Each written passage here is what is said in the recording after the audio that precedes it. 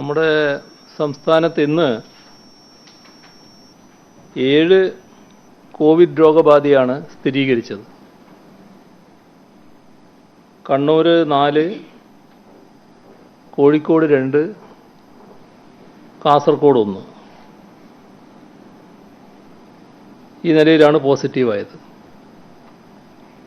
അതിൽ 5 പേര് വിദേശത്തു നിന്ന് വന്നവരാണ്. 2 പേർ സമ്പർക്കം മൂലമാണ്. എന്നാൽ 27 പേർക്ക് പരിശോധനാ ഫലം നെഗറ്റീവായിട്ടുണ്ട്. കാസർഗോഡ് 24, എറണാകുളം, മലപ്പുറം, കണ്ണൂർ 1 വീതം. ഇങ്ങനെയാണ് പരിശോധനാ ഫലം നെഗറ്റീവായത്. ഇതുവരെ 394 പേർക്കാണ് സംസ്ഥാനത്ത് രോഗം സ്ഥിരീകരിച്ചത്. അതിൽ 147 പേർ ഇപ്പോൾ ചികിത്സയിലാണ്. 88,855 പേരാണ് ഇപ്പോൾ സംസ്ഥാനത്ത് നിരീക്ഷണത്തിലുള്ളത്. അതിൽ വീടുകളിലുള്ളവർ 88,332 പേരാണ്. ആശുപത്രികളിൽ 532 പേരാണ്. ഇന്ന് മാത്രം 108 പേരെ ആശുപത്രിയിൽ പ്രവേശിപ്പിച്ചു. ഇതുവരെ 17,400 സാമ്പിളുകളാണ് പരിശോധനയ്ക്ക് അയച്ചത്.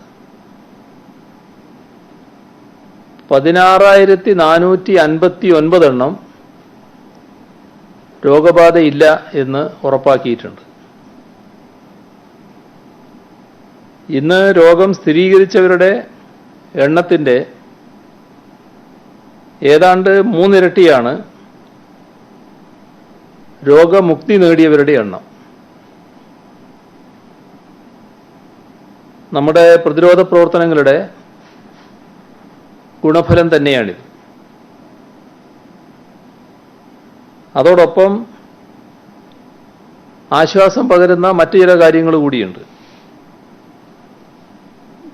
ബ്രിട്ടീഷ് എയർവേസിൻ്റെ പ്രത്യേക വിമാനം ഇന്നലെ കൊച്ചിയിൽ നിന്നും തിരുവനന്തപുരത്തു നിന്നുമായി 268 യാത്രക്കാരുമായി ബ്രിട്ടനിലേക്ക് യാത്ര തിരിച്ചു. ഈ കൂട്ടത്തിൽ കോവിഡ് രോഗം ഭേദപ്പെട്ട 7 വിദേശ പൗരന്മാരുമുണ്ട്. നമ്മുടെ സംസ്ഥാനം കോവിഡിനെ പ്രതിരോധിക്കുന്നതിനുണ്ടാക്കിയ നേട്ടത്തിൻ്റെ സൂചനയാണിത്. അവർ കേരളത്തിന് പ്രത്യേക കൃതജ്ഞത അറിയിച്ചുകൊണ്ടാണ് വിമാനം കയറിയത്. അതോടൊപ്പമുള്ളൊരു വാർത്ത, നെടുമ്പാശ്ശേരി വിമാനത്താവളത്തിൽ ഡ്യൂട്ടിയിലിരിക്കെ കോവിഡ് ബാധിച്ച 2 പേര് ഇന്ന് രോഗവിമുക്തരായ കൂട്ടത്തിലുണ്ട്. ഇവിടെ കേന്ദ്ര സർക്കാർ ലോക്ക്ഡൗൺ മെയ് 3 വരെ നീട്ടിയിരിക്കുകയാണ്. അതുമായി ബന്ധപ്പെട്ട് കേന്ദ്ര ഗവൺമെൻറ് പ്രഖ്യാപിച്ച പൊതു നിയന്ത്രണങ്ങളാകെ സംസ്ഥാനം പൂർണ്ണമായ തോതിൽ തന്നെ അംഗീകരിച്ച് നടപ്പാക്കുകയാണ്. ഹോട്ട്സ്പോട്ട് അല്ലാത്ത ജില്ലകളിൽ ഏപ്രിൽ 20 മുതൽ കേന്ദ്രം ചില ഇളവുകളും പ്രഖ്യാപിച്ചിട്ടുണ്ട്. ഇപ്പോൾ സംസ്ഥാനത്താകെ ബാധകമായ നിയന്ത്രണങ്ങൾ, ഉദാഹരണത്തിന് വിമാനയാത്ര, ട്രെയിൻ ഗതാഗതം, മെട്രോ യാത്ര, മറ്റ് പൊതുഗതാഗത മാർഗങ്ങൾ പൂർണ്ണമായി നിരോധിച്ചിരിക്കുകയാണ്. സംസ്ഥാനം വിട്ടുള്ള യാത്രയും ജില്ല വിട്ടുള്ള യാത്രയും നിയന്ത്രണമുണ്ട്. അതുപോലെ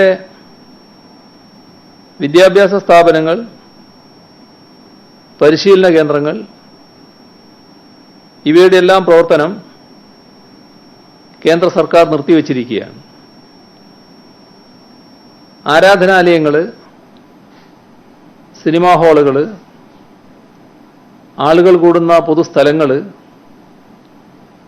അത്തരം കാര്യങ്ങളെല്ലാം ഈ നിയന്ത്രണത്തിൽപ്പെടുകയാണ്. അത്തരത്തിലുള്ള എല്ലാ നിയന്ത്രണങ്ങളും സംസ്ഥാനത്ത് തുടരുകയും നടപ്പാക്കുകയും ചെയ്യും. സംസ്ഥാന അതിർത്തികൾ അടച്ചിട്ടിരിക്കുകയാണ്. സംസ്ഥാനത്തിന് പുറത്തേക്കോ സംസ്ഥാനത്തിലേക്കോ ആർക്കും സഞ്ചരിക്കാനാവില്ല. അന്തർജില്ലാ യാത്രകളും നിരോധിച്ചിരിക്കുകയാണ്. ഇത് രണ്ടും തുടരുക തന്നെ ചെയ്യും. കേന്ദ്ര ലിസ്റ്റ് അനുസരിച്ച് കാസർഗോഡ്, കണ്ണൂർ, എറണാകുളം, മലപ്പുറം, തിരുവനന്തപുരം, പത്തനംതിട്ട ജില്ലകളെയാണ് ഹോട്ട്സ്പോട്ടുകളായി കണക്കാക്കിയിട്ടുള്ളത്. കോവിഡ് പോസിറ്റീവായി ഇപ്പോൾ ചികിത്സയിലുള്ളവരുടെ എണ്ണം കണക്കാക്കിയാൽ കാസർഗോഡ് 61, കണ്ണൂർ 45, മലപ്പുറം 9 ഈ തരത്തിലാണുള്ളത്. ഈ 3 ജില്ലകൾ കഴിഞ്ഞാൽ സംസ്ഥാനത്ത് ഏറ്റവും കൂടുതൽ പോസിറ്റീവ് കേസ് 9 എണ്ണമുള്ള കോഴിക്കോടാണ്. അപ്പോൾ ഈ 4 ജില്ലകളും ചേർത്ത് ഒരു മേഖല ആക്കുന്നതാണ് നല്ലത് എന്ന അഭിപ്രായം സംസ്ഥാനത്തിനുണ്ട്. ഈ അഭിപ്രായം കേന്ദ്ര ഗവൺമെന്റിനെ അറിയിക്കും. കേന്ദ്രത്തിന്റെ അംഗീകാരത്തോടെ അത് നടപ്പാക്കാനാണ് സംസ്ഥാനം ഉദ്ദേശിക്കുന്നത്. ഈ 4 ജില്ലകളിലും ലോക്ക്ഡൗൺ ഇളവില്ലാതെ തുടരേണ്ട സാഹചര്യമാണുള്ളത്. മെയ് 3 വരെ പ്രഖ്യാപിച്ച ലോക്ക്ഡൗൺ കർശനമായി തുടരും. ഇതിൽ കോഴിക്കോട് കൂടി ഉൾപ്പെടുത്തുന്നതിന് മറ്റ് പ്രശ്നങ്ങൾ ഉണ്ടാകുന്നില്ല. എന്നാൽ ഈ പറഞ്ഞ കാറ്റഗറിയിൽ മറ്റ് ചില ജില്ലകൾ, നേരത്തെ കേന്ദ്രം ഹോട്ട്സ്പോട്ടായി കണക്കാക്കിയ ചില ജില്ലകൾ ഈ കാറ്റഗറിയിൽ പെടുന്നില്ല എന്നതിന് കേന്ദ്രത്തിൻ്റെ പ്രത്യേക അനുമതി വാങ്ങേണ്ടതുണ്ട്. കോഴിക്കോടിനെ ഉൾപ്പെടുത്തുന്നതിന് മറ്റു തടസ്സം കേന്ദ്രത്തിനുണ്ടാവില്ല. നേരത്തെ പ്രഖ്യാപിച്ച സാഹചര്യത്തിൽ ഇതിനൊരു പ്രത്യേക കാറ്റഗറിയായി 4 ജില്ലകളെ പ്രത്യേക കാറ്റഗറിയായി പെടുത്തുമ്പോൾ അതിനുള്ള അനുമതി വാങ്ങാനാണ് സംസ്ഥാനം ശ്രമിക്കുന്നത്. ഈ ജില്ലകളിൽ തീവ്ര രോഗബാധയുള്ള ഹോട്ട്സ്പോട്ട് പ്രത്യേകമായി കണ്ടെത്തും. അത്തരം വില്ലേജുകളുടെ അതിർത്തി അടക്കും. എൻട്രി പോയിന്റും എക്സിറ്റ് പോയിന്റും ഈ വില്ലേജുകൾക്കുണ്ടായിരിക്കും. മറ്റു വഴികളെല്ലാം അടക്കും. ഭക്ഷ്യവസ്തുക്കളും മറ്റും സർക്കാർ അനുവദിക്കുന്ന ഈ പോയിന്റിലൂടെയാണ് എത്തിക്കുക. അടുത്ത മേഖലയായി സംസ്ഥാന സർക്കാർ കാണുന്നത് 6 പോസിറ്റീവ് കേസുള്ള പത്തനംതിട്ട, 3 പോസിറ്റീവ് കേസുള്ള എറണാകുളം, 5 പോസിറ്റീവ് കേസുള്ള കൊല്ലം എന്നീ ജില്ലകളെയാണ്. ഇതിൽ ഹോട്ട്സ്പോട്ടായി കേന്ദ്ര ഗവൺമെൻറ് കണക്കാക്കിയ പത്തനംതിട്ടയും എറണാകുളവുമുണ്ട്. പക്ഷേ ആദ്യം പറഞ്ഞ ജില്ലകളിലുള്ള പോസിറ്റീവ് കേസുകളുടെ നമ്പറുമായി താരതമ്യപ്പെടുത്തുമ്പോൾ ഈ ജില്ലകളിൽ എണ്ണം കുറവാണ് എന്നുള്ളതുകൊണ്ടാണ് ഇത്തരത്തിലൊരു വിഭാഗമായി, പ്രത്യേക വിഭാഗമാക്കി ആദ്യത്തേതിൽ നിന്ന് വ്യത്യസ്തമായി ഈ 3 ജില്ലകളെ കണക്കാക്കുന്നത്. ഈ പറഞ്ഞ 3 ജില്ലകളിൽ ഏപ്രിൽ 24 വരെ കടുത്ത രീതിയിൽ ലോക്ക്ഡൗൺ തുടരും. ഹോട്ട്സ്പോട്ടായ പ്രത്യേക പ്രദേശങ്ങൾ കണ്ടെത്തി ഈ ജില്ലകളിലും പൂർണ്ണമായി അടച്ചിടും. ഏപ്രിൽ 24 കഴിഞ്ഞാൽ അതോടുകൂടി അപ്പോഴത്തെ സ്ഥിതിഗതികൾ വിലയിരുത്തി സാഹചര്യം അനുകൂലമാണെങ്കിൽ ചില ഇളവുകൾ ആ ഘട്ടത്തോടെ അനുവദിക്കും. മൂന്നാമത്തെ മേഖലയായി നിർദ്ദേശിക്കുന്നത്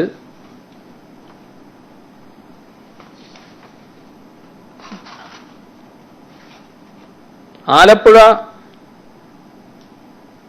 3 പോസിറ്റീവ് കേസാണുള്ളത്, തിരുവനന്തപുരം 2 പോസിറ്റീവ് കേസാണ്,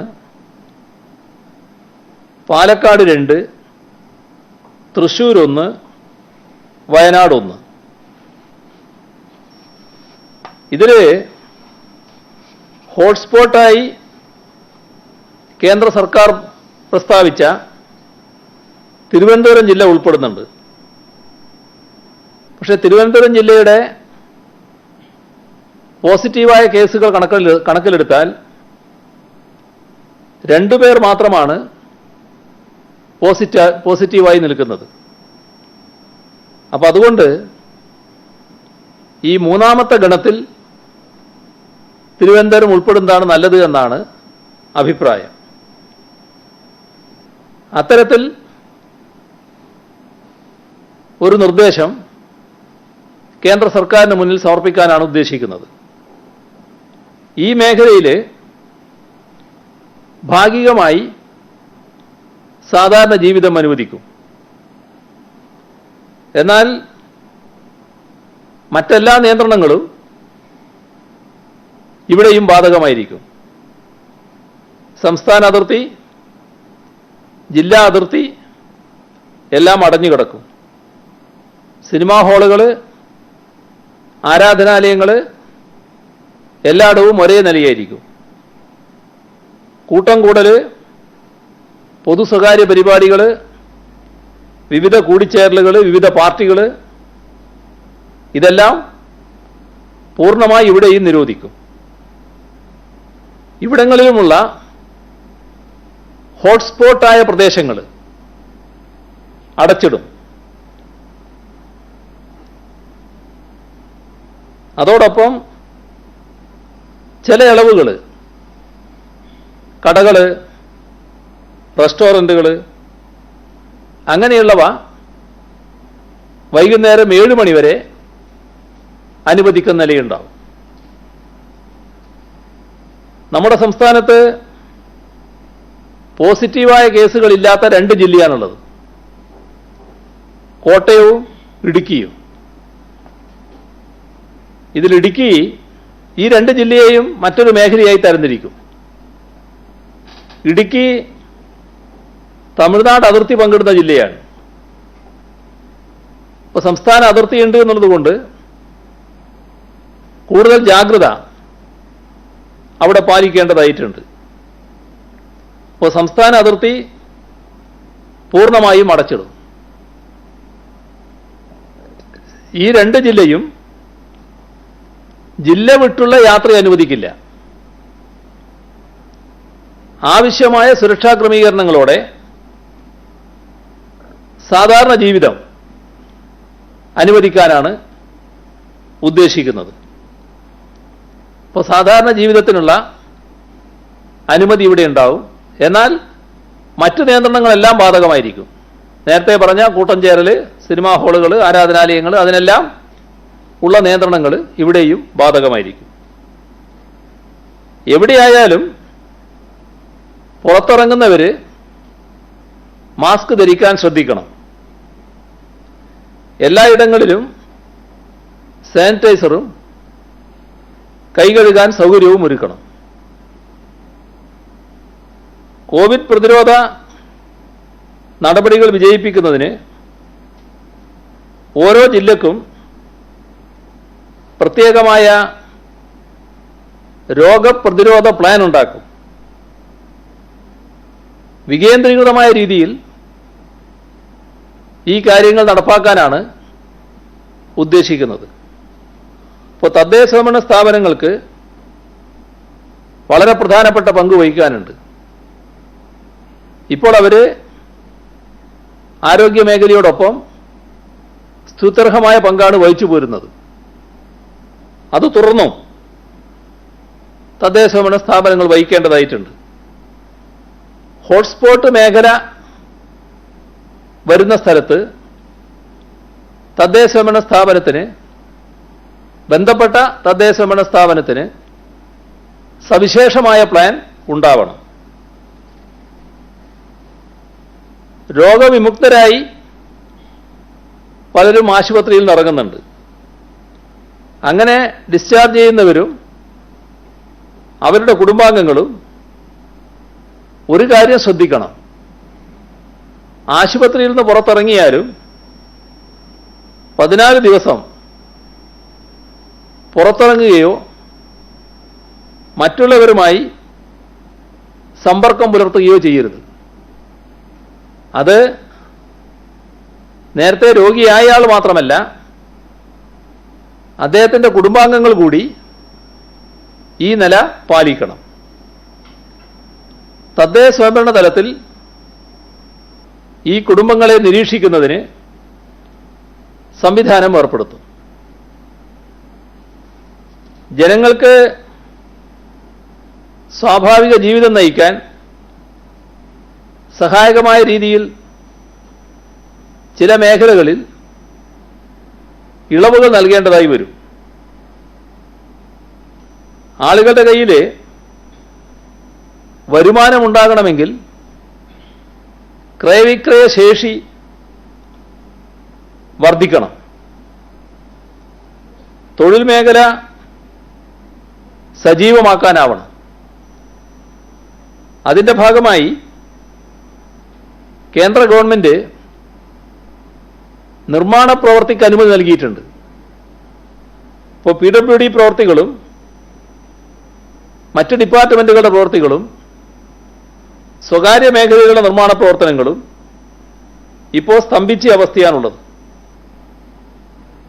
ഹോട്ട്സ്പോട്ട് പ്രദേശങ്ങൾ ഒഴിവാക്കി ബാക്കി സ്ഥലങ്ങളിൽ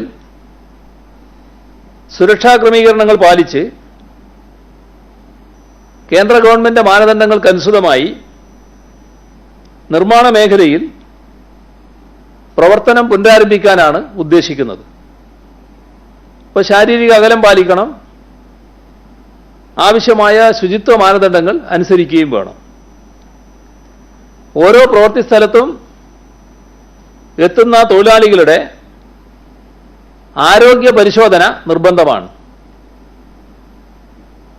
തൊഴിൽ നടത്തിക്കുന്ന ആളുകളുടെ ചുമതലയിലാണ് ഈ ആരോഗ്യ പരിശോധന നടക്കേണ്ടത്. അതോടൊപ്പം വ്യവസായ മേഖലയിൽ കഴിയാവുന്നത്ര പ്രവർത്തനം ആരംഭിക്കാനാവണം. അതിലും കേന്ദ്ര ഗവൺമെന്റിന്റെ മാനദണ്ഡം അനുസരിച്ചാണ് വ്യവസായങ്ങളുടെ പ്രവർത്തനം പുനരാരംഭിക്കുക. എന്നാൽ സംസ്ഥാനത്ത് പരമ്പരാഗത വ്യവസായ മേഖല, കയറ്, കശുവണ്ടി, കൈത്തറി, ബീഡി, ഖാദി, ഇത്തരം മേഖലകളിലെല്ലാം പ്രവർത്തനം പുനരാരംഭിക്കേണ്ടതായിട്ടുണ്ട്. ഹോട്ട്സ്പോട്ടുകളല്ലാത്ത പ്രദേശങ്ങളിൽ പ്രവർത്തിക്കുന്ന വ്യവസായ സ്ഥാപനങ്ങൾ പ്രവർത്തനം പുനരാരംഭിക്കണം. ഇത്തരം സ്ഥാപനങ്ങളിൽ പ്രത്യേക എൻട്രി പോയിന്റുകൾ വേണം. അതിലൂടെ മാത്രമേ ജീവനക്കാർ പ്രവേശിക്കാൻ പാടുള്ളൂ. ജീവനക്കാർക്ക് ആരോഗ്യ പ്രശ്നങ്ങളില്ലെന്ന് ഉറപ്പുവരുത്താനാവണം. സ്ഥാപനത്തോടനുബന്ധിച്ച് പ്രത്യേക താമസ സൗകര്യം ഉള്ള കമ്പനികളുമുണ്ട്, ഇല്ലാത്ത കമ്പനികളുമുണ്ട്. ഈ പ്രത്യേക താമസ സൗകര്യം ഇല്ലാത്ത കമ്പനികൾ ജീവനക്കാർക്ക് വരുന്നതിനും പോകുന്നതിനും വാഹന സൗകര്യം ഏർപ്പെടുത്തണം. കൂടുതൽ തൊഴിലാളികളുള്ള സ്ഥാപനങ്ങളിൽ 50% തൊഴിലാളികളെ മാത്രമേ പരമാവധി ഒരവസരത്തിൽ പ്രവർത്തിപ്പിക്കാവൂ. അപ്പോൾ ഷിഫ്റ്റ് സമ്പ്രദായത്തിൽ അത്തരം സ്ഥാപനങ്ങൾ പ്രവർത്തിക്കുന്നത് ഉചിതമാവും. മെഡിക്കൽ രംഗത്ത് വിവിധ ആവശ്യങ്ങൾക്ക് റബ്ബർ ഉപയോഗിക്കേണ്ടതായുണ്ട്. അതുകൊണ്ട് തന്നെ റബ്ബർ സംസ്കരണ യൂണിറ്റുകൾക്ക് പ്രവർത്തനാനുമതി നൽകും. കെട്ടിട നിർമ്മാണ പ്രവർത്തനങ്ങൾ പാതി വഴിയിൽ നിർത്തിവെക്കേണ്ടി വന്ന സ്ഥിതിയാണ് ഇപ്പോഴുള്ളത്. ഇപ്പോൾ മെയ് മാസം കഴിയുന്നതോടെ കനത്ത മഴയ്ക്ക് സാധ്യതയുണ്ട്. അപ്പോൾ അതിനകം നല്ല ഭാഗം പൂർത്തിയാക്കാൻ കഴിയണം. ഇതോടൊപ്പം തന്നെ ലൈഫ് പദ്ധതിയിലുള്ള വീടുകളുടെ നിർമ്മാണവും നിലച്ചുപോയിട്ടുണ്ട്. അതും ഉടനെ പൂർത്തിയാക്കാനാവണം. ഇതിനെല്ലാം വേണ്ടി താൽക്കാലികമായ സംവിധാനങ്ങൾ ഒരുക്കണം. തദ്ദേശ സ്വയംഭരണ സ്ഥാപനങ്ങൾ ഇത്തരം കാര്യങ്ങൾക്ക് ആവശ്യമായ അനുമതി നൽകേണ്ടതാണ്. കാർഷിക വൃത്തി കേന്ദ്ര ഗവൺമെന്റ് മാനദണ്ഡം അനുസരിച്ച് തന്നെ നടത്താവുന്നതാണ് എന്ന് കണ്ടിട്ടുണ്ട്. അപ്പോൾ എല്ലാ പ്രദേശങ്ങളിലും കാർഷിക വൃത്തി അനുവദിക്കും. വിത്തിടുന്നതിന് പാടശേഖരങ്ങൾ പാകപ്പെടുത്തേണ്ടതുണ്ട്. മഴക്കാലപൂർവ പ്രവർത്തനങ്ങൾ നടക്കേണ്ടതുണ്ട്. ഇതെല്ലാം അനുവദിക്കും. അതോടൊപ്പം കാർഷികോൽപ്പന്നങ്ങൾ സംഭരിക്കുകയും മാർക്കറ്റിൽ എത്തിക്കുകയും അത് വിൽപ്പന നടത്തുകയും വേണ്ടതുണ്ട്. അപ്പോൾ അതിനുവേണ്ടി ആവശ്യമായ മാർക്കറ്റുകൾ തുറക്കാം. ഭക്ഷ്യ സംസ്കരണ യൂണിറ്റുകൾ, oil mill, rice mill, flour mill, നമ്മുടെ സംസ്ഥാനത്ത് വെളിച്ചെണ്ണ നല്ലതുപോലെ ഉപയോഗിക്കുന്നതാണ്. ഇപ്പോൾ വെളിച്ചെണ്ണ ഉൽപ്പാദനം, ഇത്തരം കാര്യങ്ങളൊക്കെ പ്രവർത്തിക്കേണ്ടതായിട്ടുണ്ട്. കേന്ദ്ര സർക്കാരിൻ്റെ മാർഗനിർദ്ദേശത്തിൽ വെളിച്ചെണ്ണ ഉൾപ്പെട്ടിരുന്നില്ല, അതുകൂടി ഉൾപ്പെടുത്തുകയാണ്. കാർഷിക ഉൽപ്പന്നങ്ങളുടെ മൂല്യവർദ്ധിത ഉൽപ്പന്നങ്ങൾ ഉണ്ടാക്കുന്ന യൂണിറ്റുകൾക്കും അനുമതി നൽകും. കൃഷിക്ക് വളവും വിത്തും മറ്റും വിൽക്കുന്ന കടകൾ തുറന്ന് പ്രവർത്തിക്കൽ ഒഴിച്ചുകൂടാത്തതാണ്. അതിന് അനുമതി നൽകും. കേരളത്തിലെ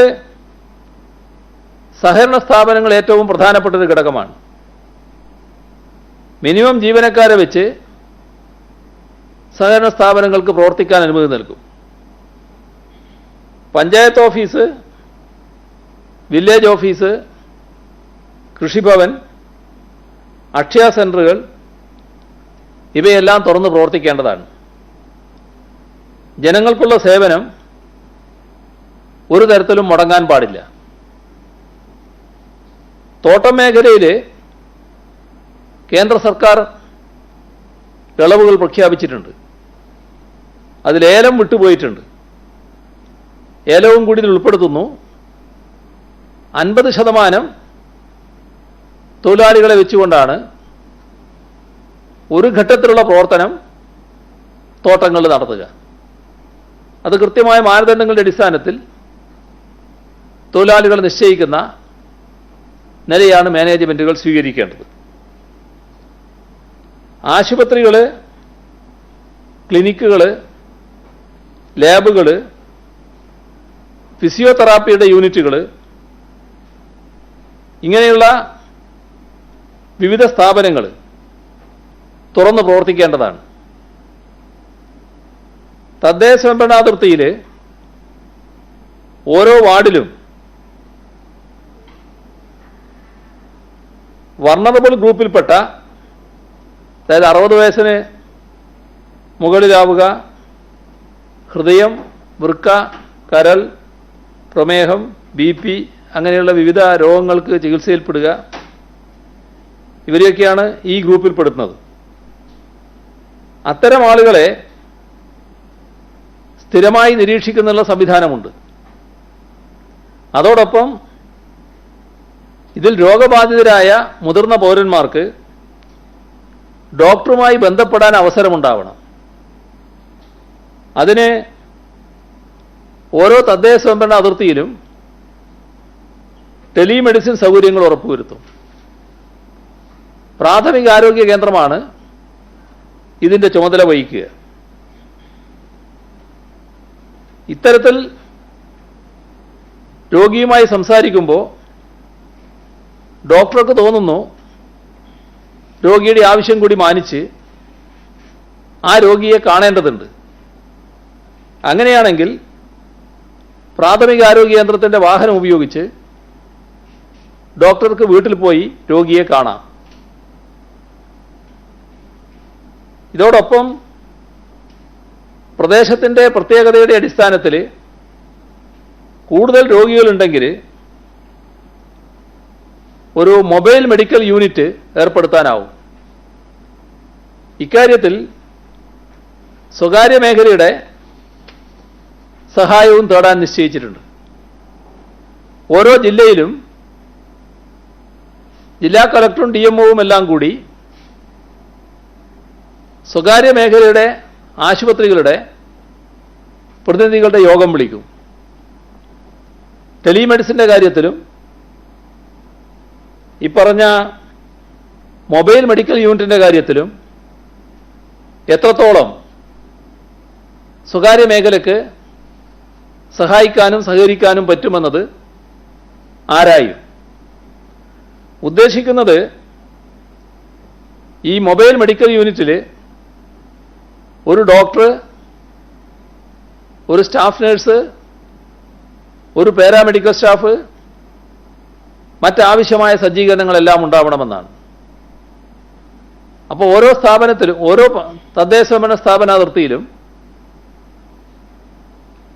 ഇത്തരത്തിൽ സ്വകാര്യ ആശുപത്രികളുടെ ഡോക്ടർമാരുടെ സഹായത്തോടുകൂടി ഇത്തരം സംവിധാനങ്ങൾ ഒരുക്കാൻ കഴിയണമെന്നാണ് ഉദ്ദേശിക്കുന്നത്. അതോടൊപ്പം സ്വകാര്യ ആശുപത്രികളെയും കോവിഡ് പ്രതിരോധത്തിൻ്റെ ഭാഗമാക്കാനാണ് ഉദ്ദേശം. അതിന് ഓരോ ആശുപത്രിയുടെയും സൗകര്യങ്ങൾ രണ്ട് ഭാഗമാക്കും. ഒരു ഭാഗം കോവിഡ് ചികിത്സക്ക് മാത്രമായി മാറ്റിവെക്കും. രണ്ടാമത്തെ ഭാഗം മറ്റ് അസുഖങ്ങൾക്കുള്ളവർക്കായി മാറ്റിവെക്കും. ഇത്തരത്തിൽ വിഭജനം കഴിഞ്ഞാൽ ബാക്കി വരുന്ന ആ സ്ഥാപനത്തിലെ ജീവനക്കാർ കോവിഡ് പ്രതിരോധ പ്രവർത്തനങ്ങളിൽ ഫീൽഡിൽ പ്രവർത്തിക്കാൻ സഹായിക്കണം. ഇതോടൊപ്പം ആയുർവേദ മേഖലയിലും ഹോമിയോ വിഭാഗത്തിലുമുള്ള ചികിത്സാലയങ്ങളും മരുന്ന് ഷോപ്പുകളും തുറന്ന് പ്രവർത്തിപ്പിക്കാവുന്നതാണ്. തൊഴിലുറപ്പ് പദ്ധതി നമ്മുടെ സംസ്ഥാനത്ത് അയ്യങ്കാളി തൊഴിലുറപ്പ് പദ്ധതി ഉൾപ്പെടെ ഇത് സംസ്ഥാനത്ത് പുനരാരംഭിക്കും. അതിൽ സാധാരണ കൂട്ടം കൂടിയാണ് തൊഴിലെടുക്കാറുള്ളത്. ഇപ്പോഴത് പറ്റില്ല. ഒരു ടീമിൽ 5 അംഗങ്ങളെ ഉണ്ടാകാവൂ. 5-ൽ കൂടുതൽ അംഗങ്ങളുടെ ഒരു ടീം ഉണ്ടാകാൻ പാടില്ല. അപ്പോൾ അത്തരം 5 അംഗങ്ങളുടെ ഒരു ടീമിനെ നിശ്ചയിച്ചുകൊണ്ട് പ്രവൃത്തി സ്ഥലത്ത് ഈ വിഭാഗത്തെ ആകെ ക്രമീകരിക്കുന്ന നിലയാണ് സ്വീകരിക്കുക. പ്രതിരോധ ശേഷി വർദ്ധിപ്പിക്കുന്നതിന് ആയുർവേദ മരുന്നുകളുടെ പ്രാധാന്യം പൊതുവെ അംഗീകരിച്ചിട്ടുണ്ട്. ആയുർവേദ ഹോമിയോ മരുന്ന് നിർമ്മാണ കമ്പനികൾക്ക് സുരക്ഷാ ക്രമീകരണങ്ങൾ പാലിച്ച് പ്രവർത്തിക്കാൻ അനുമതി നൽകും. ആയുർവേദ കമ്പനികൾക്ക് മാത്രമല്ല, ഹോമിയോ കമ്പനികൾക്കും അനുമതി നൽകും. അതോടൊപ്പം തന്നെ മരുന്ന് കൊണ്ടുപോകുന്നതിന് സംസ്ഥാനത്തിലായാലും അന്തർ സംസ്ഥാന തലത്തിലായാലും അനുമതി നൽകും. ബാർബർ ഷോപ്പുകൾ മെയ് 3 വരെ കോസ്മെറ്റിക്സ് ഉപയോഗിച്ചുള്ള സൗന്ദര്യ വർധന സേവനങ്ങളില്ലാതെ ശനി ഞായർ ദിവസങ്ങളിൽ പ്രവർത്തിപ്പിക്കാം. എന്നാൽ AC ഉപയോഗിക്കരുത്. 2-ൽ കൂടുതൽ ആളുകൾ ഷോപ്പിൽ കാത്തിരിക്കാൻ പാടില്ല. ഇതോടൊപ്പം വാതിൽപ്പടി സേവനം നൽകുന്ന plumber, electrician, mobile computer technician ഇവരൊക്കെ ശരിയായ ശാരീരിക അകലം പാലിക്കണം. മാസ്ക് ഉപയോഗിക്കുകയും വേണം. പനി, ചുമ, ജലദോഷം ഇങ്ങനെ എന്തെങ്കിലും കണ്ടാൽ അത്തരം ആളുകൾ പുറത്തിറങ്ങാനേ പാടില്ല. ഓരോ പ്രദേശവും അണുമുക്തവും മാലിന്യമുക്തവുമാക്കൽ പ്രധാനമാണ്. തദ്ദേശഭരണ സ്ഥാപനങ്ങൾ ഇതിനായി പ്രത്യേക പദ്ധതി തയ്യാറാക്കണം. അതോടൊപ്പം വീടുകളും പരിസരവും ശുചിയാക്കുന്നതിന് നേരത്തെ തന്നെ വീട്ടുകാർ മുൻകൈയെടുത്ത് നടപടികൾ എടുത്തിരുന്നു. ഇപ്പോൾ ഒന്നുകൂടി ജനങ്ങളെ പ്രേരിപ്പിച്ച് മഴക്കാലപൂർവ്വ ശുചീകരണത്തിലേക്ക് കടക്കേണ്ടതായിട്ടുണ്ട്. തദ്ദേശഭരണ സ്ഥാപനങ്ങൾ സാധാരണ വിപുലമായ ക്യാമ്പയിൻ ഇതിനായി നടത്താറുണ്ട്.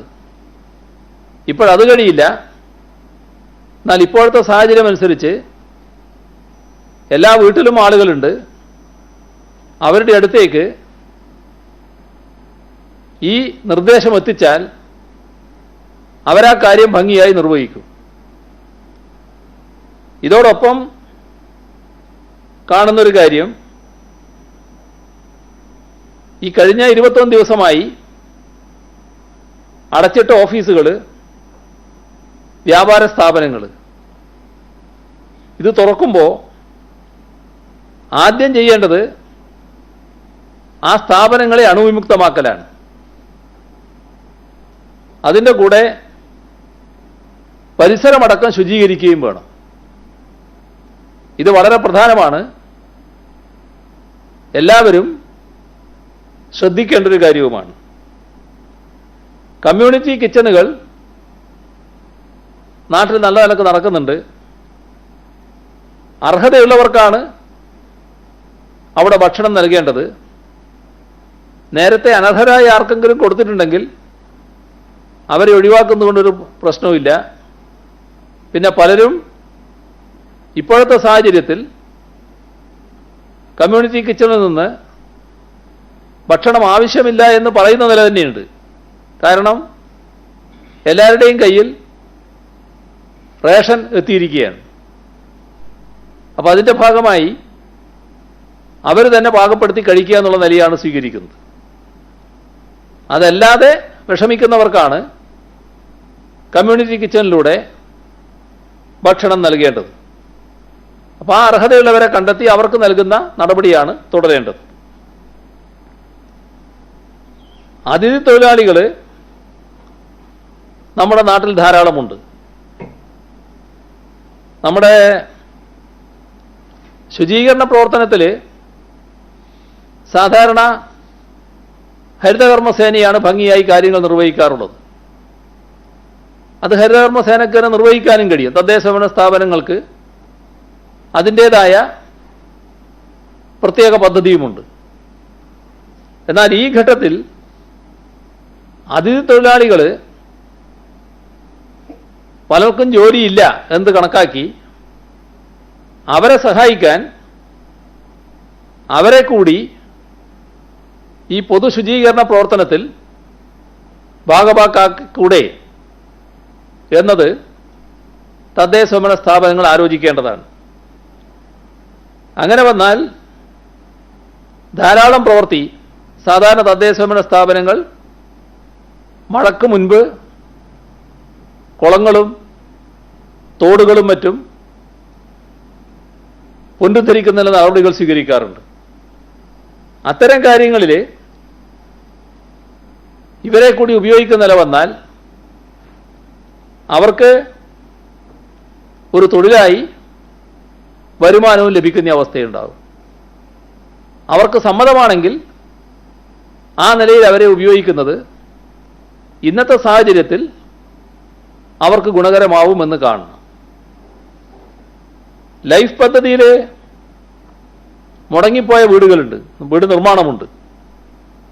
അവയുടെ നിർമ്മാണം മഴയ്ക്ക് മുൻപേ പൂർത്തിയാക്കാൻ ശ്രദ്ധിക്കണം. അക്കാര്യത്തിൽ ഒരു തടസ്സം വരിക തൊഴിലാളികളെ ലഭിക്കുന്ന പ്രശ്നം തന്നെയാണ്.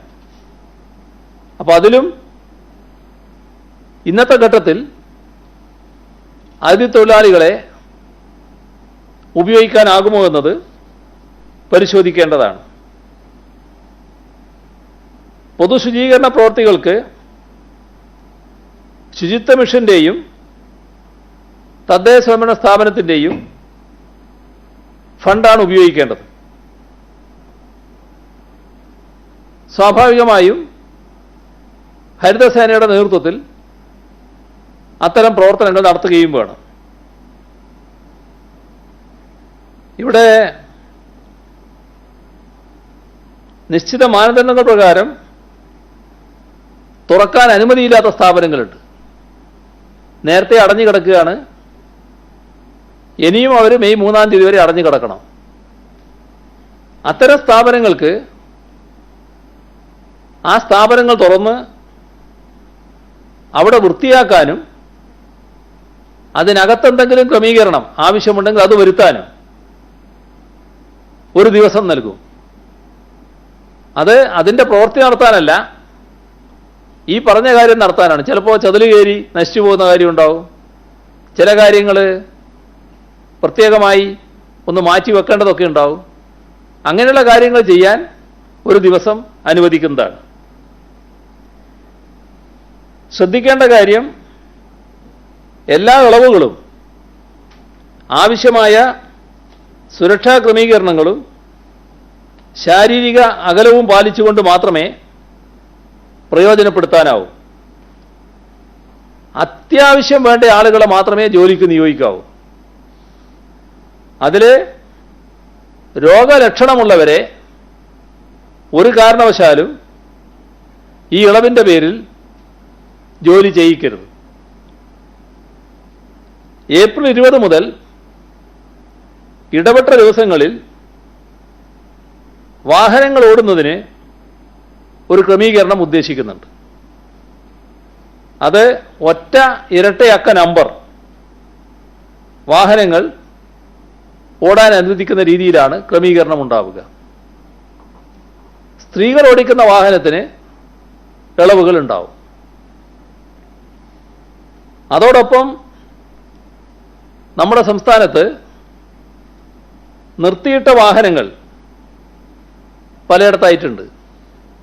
പ്രത്യേകിച്ച് ഈ വാഹന വിപണിക്കാരുണ്ടല്ലോ, അവരുടെ അടുത്ത് ധാരാളം വാഹനങ്ങൾ നിർത്തിയിട്ടിരിക്കുകയായിരിക്കും. അപ്പോൾ അതൊക്കെ കേടാവാതിരിക്കാൻ ഇടയ്ക്ക് സ്റ്റാർട്ടാക്കുക എന്നുള്ളത് വളരെ പ്രധാനമാണ്. അപ്പോൾ അതിന് ആഴ്ചയിൽ ഒരു ദിവസം അത് സ്റ്റാർട്ടാക്കുന്നതിന് അനുമതി കൊടുക്കും. അത് യൂസ്ഡ് വാഹനങ്ങൾ വിൽക്കുന്ന സ്ഥാപനങ്ങൾക്കും മറ്റെവിടെയെങ്കിലും ഇപ്പോൾ പ്രൈവറ്റ് ബസ്സുകളൊക്കെ നിർത്തിയിട്ടിട്ടുണ്ടല്ലോ പലയിടങ്ങളിലായിട്ട്, അത്തരം വാഹനങ്ങൾക്കും ഈ അവസരം ഉപയോഗിക്കാവുന്നതാണ്.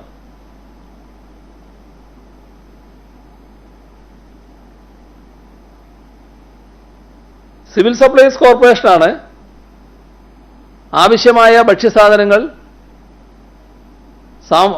സാമൂഹ്യ അടുക്കളക്കായാലും അതിഥി തൊഴിലാളികൾക്കായാലും എത്തിക്കുന്നത്.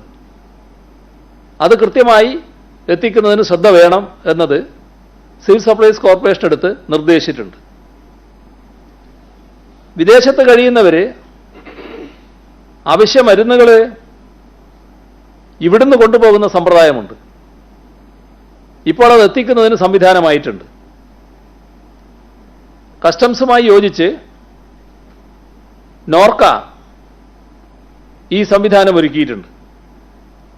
അപ്പോൾ സേവനം ആവശ്യമുള്ളവർ നോർക്കയുമായി ബന്ധപ്പെട്ടാൽ അതിൻ്റെ മറ്റ് വിശദാംശങ്ങൾ ലഭിക്കും. കലക്ടർമാരും ജില്ലാ പോലീസ് മേധാവികളുമായും ജില്ലാ മെഡിക്കൽ ഓഫീസർമാരുമായും ഇന്ന് വീഡിയോ കോൺഫറൻസ് നടത്തിയിരുന്നു. 3 ആഴ്ചത്തെ ലോക്ക്ഡൗൺ കാലത്ത് സ്തുത്യർഹമായ പ്രവർത്തനമാണ് അവരെല്ലാം നടത്തിയത്. അവരെയെല്ലാം ഹാർദമായി അഭിനന്ദിക്കാൻ ആ അവസരം ഉപയോഗിച്ചു. കാലവർഷം വരാനിരിക്കുകയാണ്. അപ്പോൾ ഓലമേഞ്ഞ വീടുകൾ സാധാരണഗതിയിൽ ചില പ്രവർത്തികൾ നടത്തേണ്ടതുണ്ട്. ഓടുറ്റ വീടിനും ചില അറ്റകുറ്റപ്പണികൾ വേണ്ടതായിട്ട് വരും. അതിന് അനുമതി നൽകും. അതോടൊപ്പം മഴക്കാലത്തിന് മുൻപ് കിണറുകൾ വൃത്തിയാക്കുന്ന ഒരു പരിപാടി നടക്കാറുണ്ട്. അതിനും പ്രത്യേകമായ അനുമതി നൽകും. ശേഖരിച്ചു വെച്ച കശുവണ്ടി കാസർഗോഡ്, കണ്ണൂർ ജില്ലകളിൽ കിടക്കുന്നുണ്ട്. അത് കൊല്ലത്തേക്ക് എത്തിക്കുന്നതിന് പ്രത്യേക അനുമതി നൽകും. കശുവണ്ടി കോർപ്പറേഷനും കാപ്പെക്സുമാണ് ആ കശുവണ്ടി എടുക്കുന്നത്. അപ്പോൾ അതിന് പ്രത്യേകമായ അനുമതി നൽകും. സഹകരണ സംഘങ്ങളാണ് കശുവണ്ടി സംഭരിച്ചിട്ടുള്ളത്. അവിടുന്ന് എടുത്ത് ഇവിടെ കൊണ്ടുവരാനാണ് അനുമതി നൽകുക. അംഗൻവാടികൾ അടച്ചിട്ട സാഹചര്യത്തിൽ ഭക്ഷണം വീടുകളിൽ എത്തിച്ച് നൽകാൻ തീരുമാനിച്ചിരുന്നു. ഇപ്പോൾ ലോക്ക്ഡൗൺ നീട്ടിയ സാഹചര്യത്തിൽ ഭക്ഷണ സാധനങ്ങൾ മെയ് 15 വരെ വീടുകളിൽ എത്തിച്ച് നൽകുക തന്നെ ചെയ്യും. അംഗൻവാടി പ്രവർത്തകർ നമ്മുടെ സംസ്ഥാനത്തെ 37 ലക്ഷം സീനിയർ സിറ്റിസൺസിൻ്റെ വിവരങ്ങൾ അന്വേഷിച്ചിട്ടുണ്ട്. അവർക്ക് ആവശ്യമായ സഹായങ്ങൾ വരുത്തുകയും ചെയ്തിട്ടുണ്ട്. പ്രവാസികൾക്ക് ഇപ്പോൾ വലിയ തോതിലുള്ള പ്രയാസമാണല്ലോ. അത് കണക്കിലെടുത്ത് കേരള ബാങ്ക് ഒരു പദ്ധതി തയ്യാറാക്കിയിട്ടുണ്ട്. കേരള ബാങ്കിൻ്റെ 779 ശാഖകൾ കേരളത്തിലുണ്ട്. ഈ ശാഖകളിലൂടെ പ്രത്യേക പ്രവാസി സ്വർണ്ണപ്പണയ വായ്പാ പദ്ധതി നടപ്പാക്കാനാണ് ഉദ്ദേശിക്കുന്നത്. സ്വർണ്ണപ്പണയത്തിന്മേൽ 3% പലിശക്ക് ഒരു പ്രവാസി കുടുംബത്തിന് പരമാവധി 50,000 രൂപ വരെ വായ്പ നൽകുന്നതാണ് പദ്ധതി. ഇൻഷുറൻസ് അപ്രൈസൽ, പ്രോസസ്സിംഗ് ചാർജുകൾ ഈടാക്കാതെയാണ് വായ്പ നൽകുക. വായ്പയുടെ കാലാവധി 4 മാസമായിരിക്കും.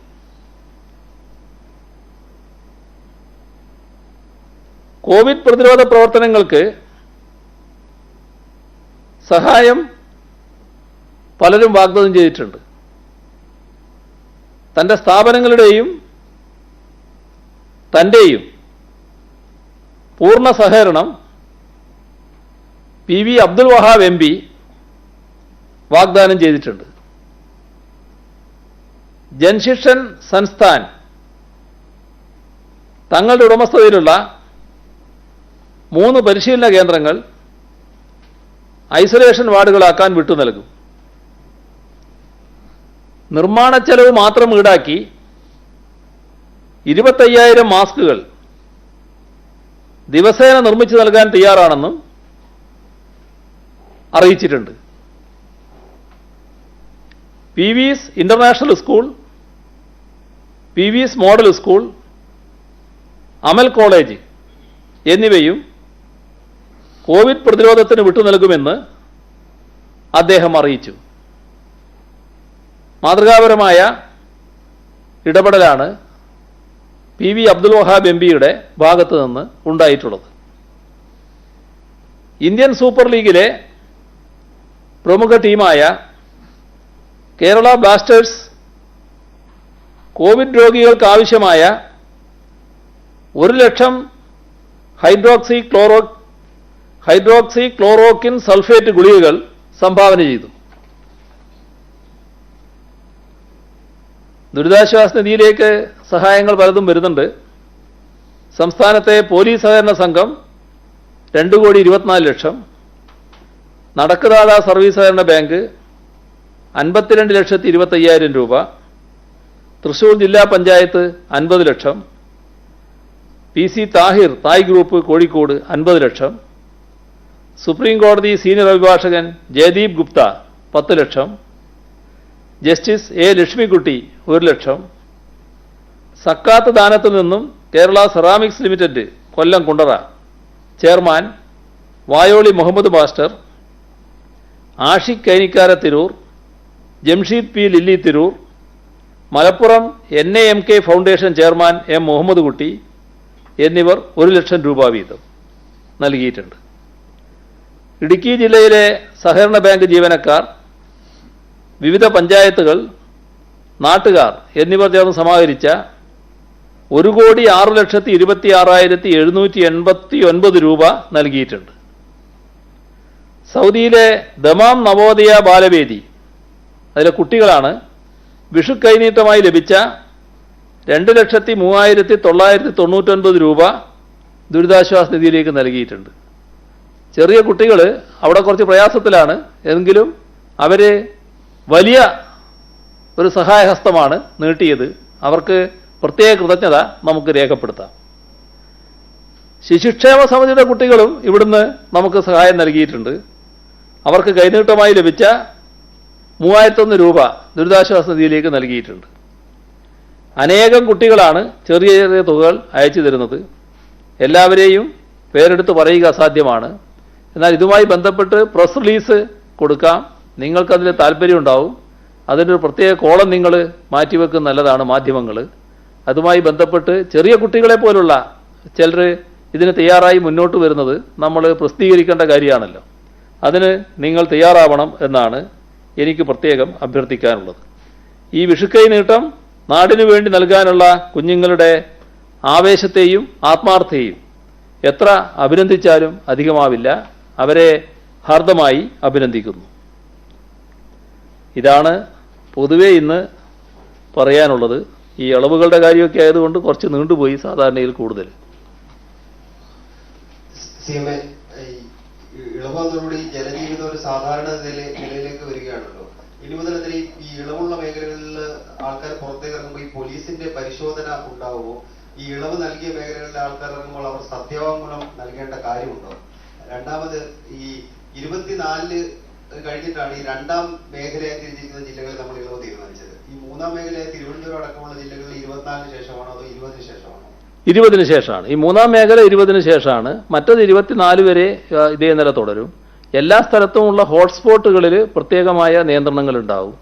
എന്നാൽ നേരത്തെ പറഞ്ഞ നിയന്ത്രണങ്ങൾ പൊതുവെയുള്ള നിയന്ത്രണങ്ങളാണ്. ആ നിയന്ത്രണങ്ങൾ ഒരു തരത്തിലും നമുക്ക് കൈവിട്ടു പോകാൻ പറ്റില്ല. അതിനകത്ത് ശക്തമായ ഇടപെടലുണ്ടാവും. അതിൽ പോലീസ് ഇടപെടേണ്ടത് പോലീസ് ഇടപെടും.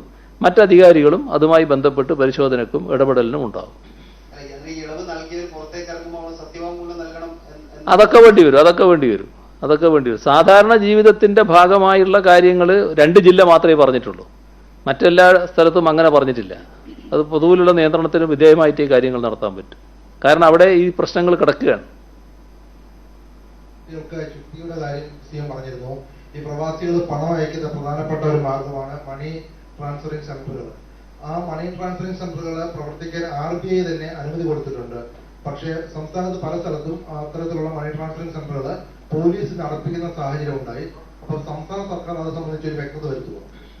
അത് കുറച്ചുകൂടി ചർച്ച ചെയ്ത് വ്യക്തത വരുത്തേണ്ടതായിട്ടുണ്ട്. ഈ സ്വകാര്യ പണമിടപാട് സ്ഥാപനങ്ങൾ അവർ സാധാരണഗതിയിൽ നാട്ടിൽ പ്രവർത്തിക്കുന്ന സ്ഥാപനങ്ങൾ തന്നെയാണ്. പക്ഷേ അവരിൽ പലരും അവർ നേരത്തെ കൊടുത്തിട്ടുള്ള വായ്പ തിരിച്ചു പിടിക്കാനുള്ളൊരു ശ്രമം ഇതിനിടക്ക് നടത്തി. അത് വലിയ പരാതിയായി വന്നിട്ടുണ്ട്. അതിൻ്റെ ഭാഗമായി കാര്യങ്ങളൊരു വ്യക്തത വരുത്തേണ്ടതായിട്ടുണ്ട്. ആ വ്യക്തതയ്ക്ക് ശേഷമാണ് ഈ കാര്യത്തിൽ തീരുമാനമുണ്ടാവുക. കേന്ദ്ര ഗവൺമെന്റ് അനുമതിയോടെ നടപ്പാക്കുമെന്ന് പറഞ്ഞു. അപ്പൊ ഇത് കേന്ദ്ര ഗവൺമെന്റ് എപ്പോഴത്തേക്കായിരിക്കും അനുമതി വേണ്ടി അപേക്ഷിക്കുക?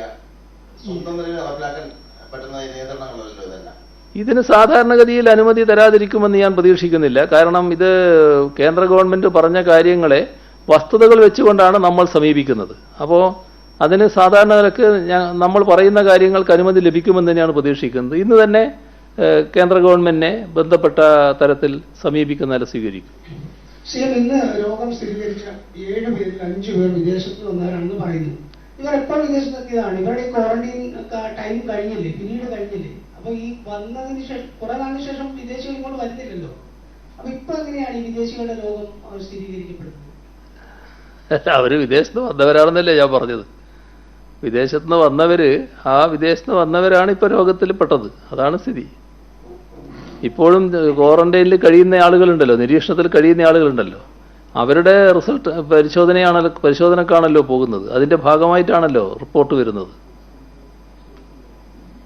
അതേസമയം ഈ 14 ദിവസം കഴിഞ്ഞിട്ടും വിദേശത്തുള്ള ആൾക്കാർക്ക് രോഗം വരുന്നു എന്നുള്ളത് നിരീക്ഷണ കാലാവധിയുമായി ബന്ധപ്പെട്ട ഒരു അവ്യക്തതയില്ല. അത് 14 ദിവസം കഴിയുന്നു. ചിലർക്ക് ഇപ്പോൾ പല ആൾക്കാരും വന്നിട്ട് ഇപ്പോൾ 20 ദിവസം 22 ദിവസം ഒക്കെ കഴിയുന്നുണ്ട് വിദേശികൾ. അല്ല, നമ്മുടെ സംസ്ഥാനത്ത് ഇപ്പൊ എത്ര 80 മൊത്തം നിരീക്ഷണത്തിലുള്ള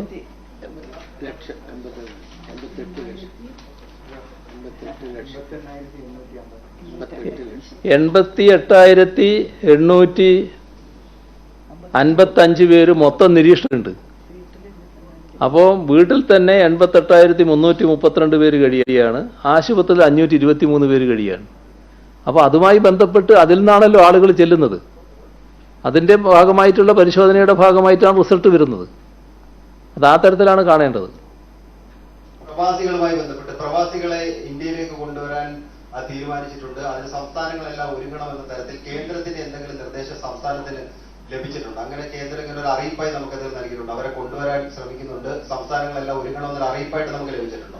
അറിയിപ്പായിട്ട് അങ്ങനെ ലഭിച്ചിട്ടില്ല. പക്ഷേ നമ്മൾ ആവശ്യപ്പെട്ടിട്ടുണ്ടല്ലോ, അവരെ കൊണ്ടുവരണം, അതിനാവശ്യമായ നടപടികൾ സ്വീകരിക്കണം, കൊണ്ടുവന്നാൽ ഇവിടെ ക്വാറന്റൈൻ സൗകര്യങ്ങൾ ഏർപ്പെടുത്താൻ ഞങ്ങൾ തയ്യാറാണ് എന്നൊക്കെ നമ്മൾ അഡ്വാൻസ് ആയിട്ട് അങ്ങോട്ട് പറഞ്ഞിട്ടുണ്ടല്ലോ. എപ്പോൾ കേന്ദ്ര ഗവൺമെൻറ് അങ്ങനെ ഒരു നിലപാടെടുക്കുന്നോ അത് സ്വാഗതാർഹമായ കാര്യമാണ്. നമ്മളതിന് കാത്തിരിക്കുകയാണ്. ഒരു പ്രശ്നവും അതിലില്ല. പ്രവാസികളെ ഇങ്ങോട്ട് വരാൻ താല്പര്യമുള്ളവരെ ഇവിടെ സ്വീകരിക്കുന്നതിന് സന്നദ്ധമായിരിക്കുകയാണ്. CMA പരമ്പരാഗത വ്യവസായ മേഖലകൾക്ക് ഇളവ് പ്രഖ്യാപിച്ചിട്ടുണ്ടല്ലോ. ഈ കരകൗശല മേഖല അതിനകത്ത് ഉൾപ്പെടുന്നതാണോ? കരകൗശല മേഖല അതിൽ ഉൾപ്പെടുത്തുന്നതിന് വേറെ പ്രയാസങ്ങളൊന്നും ഉണ്ടാവില്ല. ഇപ്പൊ ഞാൻ പ്രഖ്യാപിച്ച കൂട്ടത്തിലില്ല, പക്ഷെ അത് നമുക്ക് ഉൾപ്പെടുത്താൻ പറ്റുന്നതേ ഉള്ളൂ. അതുപോലെ തയ്യൽ തൊഴിലാളികൾ അവരെ ഇതിനകത്ത് ഉൾപ്പെടുത്തുക. നമ്മൾ ഈ ഹോട്ടലുകൾ തുറക്കുമെന്ന് പറഞ്ഞു. ഈ ഹോട്ടലിൽ ഇരുന്ന് ഭക്ഷണം കഴിക്കില്ല എന്ന നിർദ്ദേശം നേരത്തെ നമ്മൾ മുന്നോട്ട് വെച്ചിരുന്നു. ഇനി മെയ് 3 വരെ ഇരുന്ന് ഭക്ഷണം കഴിക്കരുത് എന്ന നിർദ്ദേശം തന്നെയാണോ നമുക്കുള്ളത്? അതുപോലെ തന്നെ ഈ സോൺ 4 സോണായിട്ട് നമ്മൾ തിരിച്ചതിനകത്ത് ഈ red zone, green zone, orange zone, അങ്ങനെ സോണിന് വല്ല പേര് അങ്ങനെ വല്ല പേരുണ്ടോ? നമ്മളിപ്പോ പേരിട്ടില്ല. ഈ മേഖല എന്ന് പറഞ്ഞതേ ഉള്ളൂ. അതൊക്കെ നമുക്ക് വേഗം ഇടാൻ പറ്റുന്ന കാര്യമില്ല, അതിനൊന്നും പ്രശ്നമില്ലല്ലോ. ഈ റെസ്റ്റോറൻറ്റുകൾ ഉദ്ദേശിക്കുന്നത് ഭക്ഷണം പാകപ്പെടുത്തി വീടുകളിലേക്ക് എത്തിക്കുക എന്നുള്ളത് തന്നെയാണ്. അതിനാണ് ഇപ്പോൾ പ്രാമുഖ്യം കൊടുക്കേണ്ടത്. പിന്നെ വളരെ അളവ് വരുന്ന സ്ഥലത്ത് എന്ത് വേണം എന്നുള്ളത് നമുക്ക് ആലോചിക്കാം. അതിനിയുള്ള ദിവസങ്ങളിൽ പറയാം. ഇന്നും പ്രതിപക്ഷ നേതാവ് നിരവധി ആരോപണവുമായി രംഗത്ത് വന്നിരുന്നു. ഉറുമ്പുകൾക്ക് പോലും ഭക്ഷണം കൊടുക്കുന്ന കാര്യം വൈകിട്ട് വാർത്താ സമ്മേളനത്തിൽ മുഖ്യമന്ത്രി പറയാറുണ്ട്. പക്ഷേ പല കാര്യങ്ങളിലും മുഖ്യമന്ത്രി വ്യക്തമായ മറുപടി പറയുന്നില്ല. പ്രത്യേകിച്ച് ആ സ്പ്രിംഗ്ലറിന്റെ വിഷയം തന്നെയാണ്. അത് മന്ത്രിസഭാ യോഗം പോലും അറിയാതെ അമേരിക്കൻ കമ്പനിക്ക് കരാർ കൊടുത്തത് അതൊരു റൂൾസ് ഓഫ് ബിസിനസിന്റെ ലംഘനമല്ലേ എന്നാണ് ചൂണ്ടിക്കാണിക്കുന്നത് അദ്ദേഹത്തിന് മനസ്സിലാകാൻ കുറച്ച് സമയം എടുക്കും, അത്രയേ ഉള്ളൂ. അതിന്റെ ഭാഗമായിട്ടുള്ളതാണ്. അതിലേക്ക് ഞാനിപ്പോൾ കൂടുതലായിട്ട് പോകേണ്ട കാര്യമില്ല. ഇന്നലെ ഞാൻ വിശദമായിട്ട് പറഞ്ഞതാണ്. നമുക്കാണെങ്കിൽ ഇന്ന് ഇത് അവസാനിപ്പിക്കേണ്ട സമയമായി. അതുകൊണ്ട് കൂടുതലായിട്ട് ഞാൻ ആ കാര്യങ്ങളിലേക്ക് കടക്കുന്നില്ല.